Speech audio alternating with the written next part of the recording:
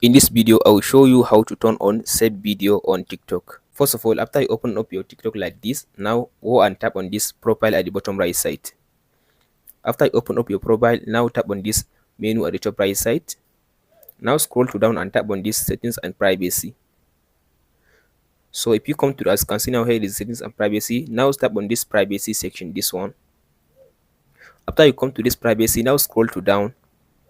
Scroll to down, as you can see now, here is the download section. So tap on this section, as you can see now, here is it, download. So tap on this section, as you can see now.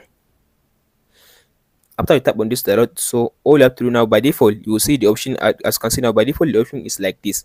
So if you want to just disable the option, just all you have to, or enable the option, all you have to do now, tap on this section. So as you can see now, I enable download option on my TikTok. So now if I post a video now, everyone can be able to download the video on my TikTok account. That's it guys, on how to enable or how to turn on download option on TikTok. Hope this video helps you. Don't forget to like and subscribe. Thank you for watching guys.